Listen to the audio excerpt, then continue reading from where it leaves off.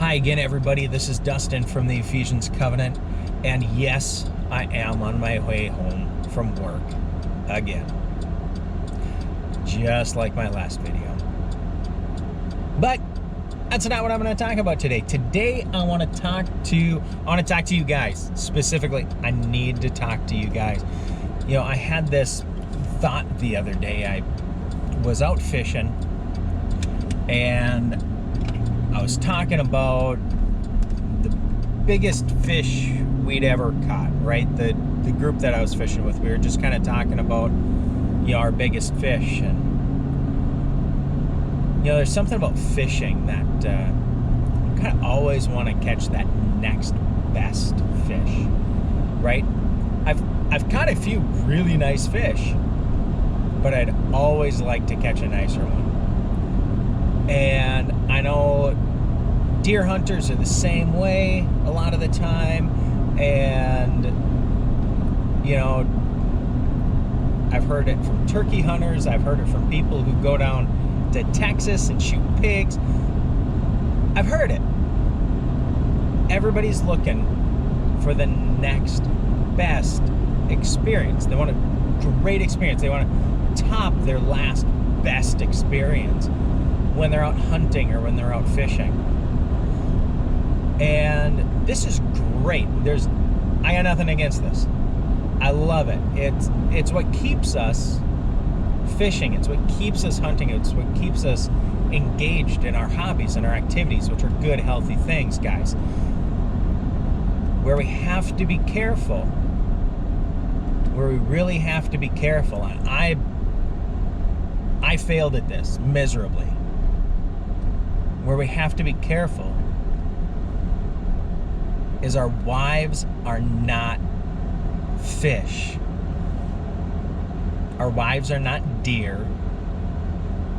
They are not what we're hunting for. They're not what we're fishing for. And we shouldn't treat them like that either. Once you've made a commitment, you've made that commitment. And there is no more fishing. There isn't. There's no more spending time at the bait shop.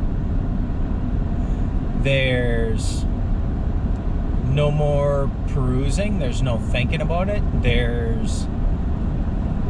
We can't be doing this. And unfortunately, we fall into this trap, guys. We fall into this trap with our wives. At least I did. Where I started to treat her like she was a catch. She was the trophy catch. And like any trophy catch, there's always a nicer trophy to be caught. And here's the truth of it, guys, that if you are going out and you are looking for that next catch, that next big thrill, that next big rush, how long is it going to be? Really ask yourself, how long is it going to be before you're out looking for that again?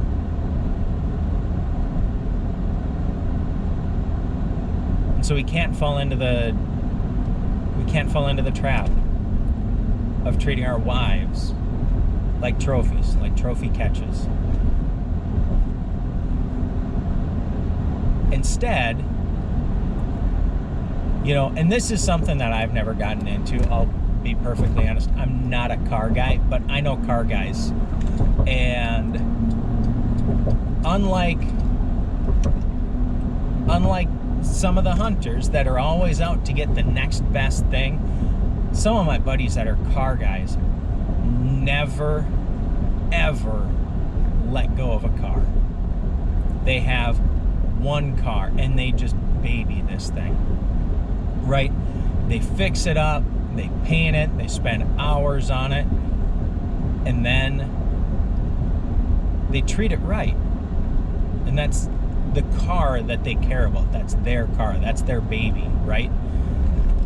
And I'm sure some of you guys know a car guy like this. That is how we need to treat our wives. And just remember, she's not a trophy. She is a person. She's not a car either. I mean, let's be honest. She's not a trophy. She's not a car.